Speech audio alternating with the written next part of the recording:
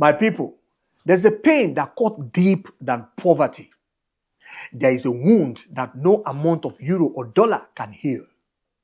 It is the pain of a knife twisted in your back by the hand you once held to survive. Imagine moving to the cold street of Germany with nothing but a dream and a best friend. You share the same 10 euro meals together. You shared the same crampy apartment together as well. In the day of you seek something to eat, in the day when there's nothing for you to eat, the two of you stay together, ka. You were brothers in the hustle.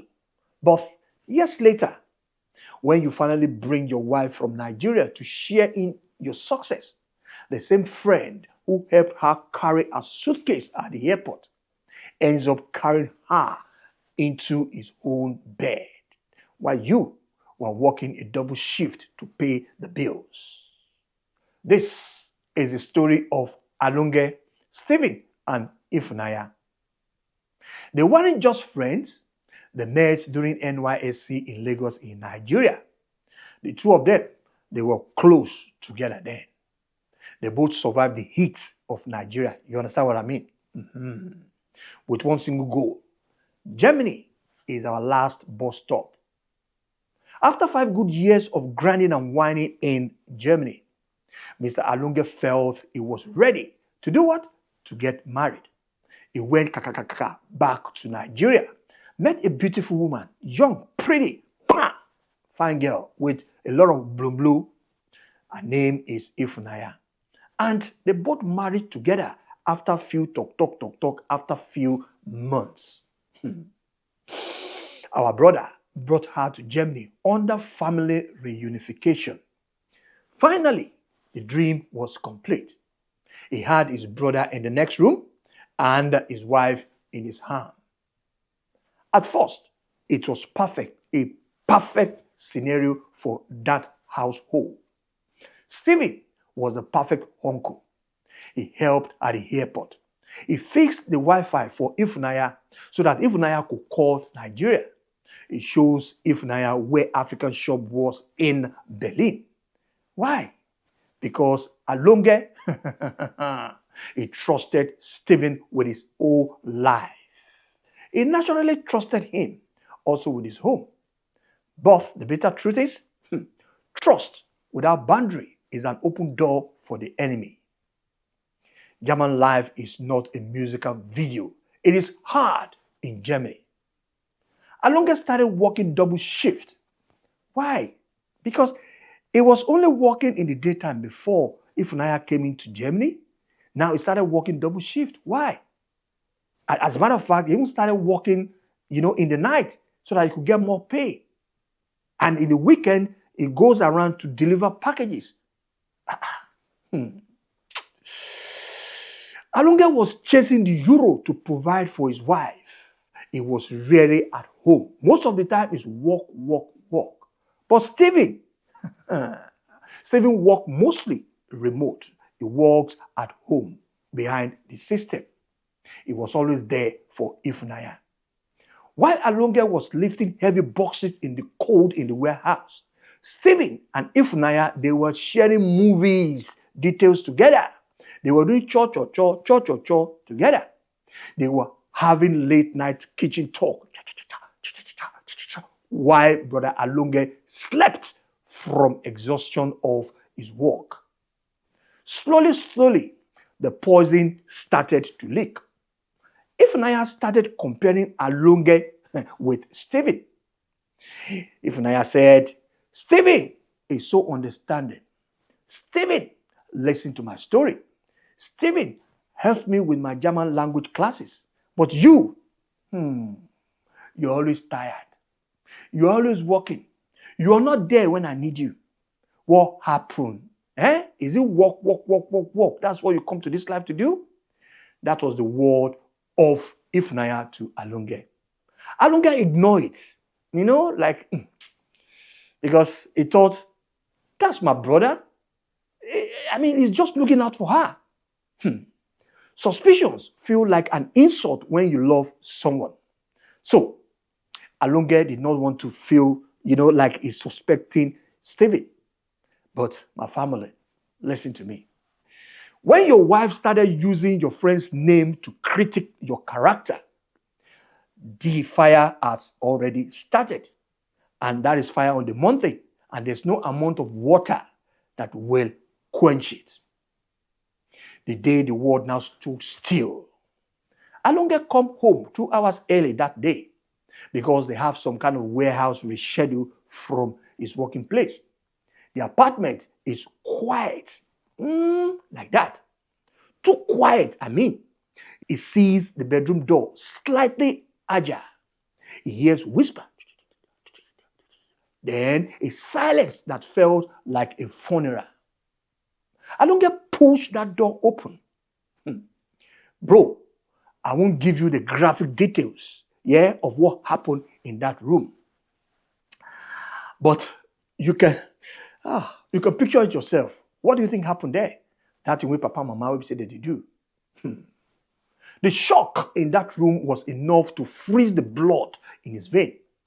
His best friend, his wife, the two people who were supposed to be the fortress in a foreign land were the one who tore it down. Outside, it was German winter. But inside Alonge's chest, like this, it was even colder than outside.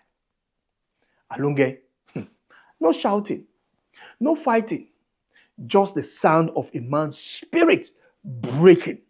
You can hear it from his voice. Monsieur, betrayer. Stephen, that night, moved out of that house. If Naya didn't apologize, Oleju Okala, she bone face. She made excuses. She even blamed the loneliness for that act. She blamed Alonge's work schedule. She blamed the stress of Germany. The Nigerian circle in Berlin, as we talk now, so it has exploded. WhatsApp group were bustling right now. People are saying, how could Stephen do this? Is Ifunanya a Jezebel? In fact, yesterday, Sunday, at the church, after service, it was Alonge, Ifunanya, and Stephen Cho matter that people were talking about. The bitter truth here. Access plus proximity plus emotional vulnerability equals disaster. Alonge lost his marriage. He lost his best friend. He had to rebuild his life from zero level in a country that already feels lonely. The betrayal wasn't just about sex. It was about the desecration of a brotherhood that took 15 years to build. Here is the masterclass for every man in the diaspora. Your friend can be your brother, but your home must have a fence. Did our brother Alonge, observe any red flag in that house before this happened? Maybe yes, maybe no. Here are the red flags that he's supposed to have put inside Kurokuru. Number one, the comparison that day when it all happened. Never allow emotional comparison to live in your home. What about the remote access? If your friend has more quality time with your wife than you do, you are losing that home of yours. Shared living.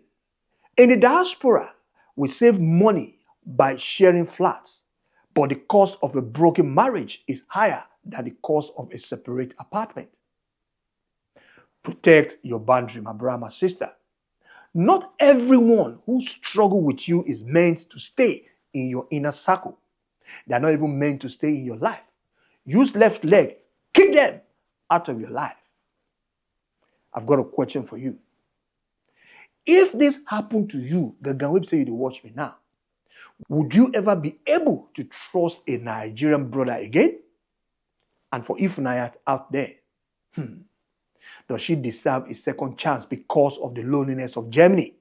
Let's debate in the comment, and I really want to feel you guys in the comment box. Many of you people will ask, what happened to Alonge? Is it just an ordinary man? We say just the talk. Did he find a way to deport Ifunanya? No. Alunga sending Ifunanya back to Nigeria. Listen, Alunga doesn't have the power to deport her. But the German government, yeah, the law does. Because our marriage hasn't reached 3 years mark. Our legal standing is on a shaky ground. But the real consequences isn't just the visa.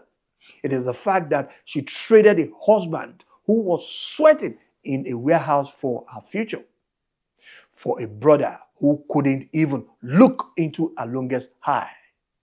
Now, she's in Germany, a land that is already cold, without a home, without a protector, and with a name that people only mention as a warning. In church, and they say, don't be like Ifunanya, don't be like Ifunanya from Berlin, don't be like Ifunanya from Berlin. You see, in name now, you don't the trend for Berlin. And that's the bitter truth. You can't build a palace on the ruin of another man's heart. This is African Black Gold TV. I'll see you in the next video.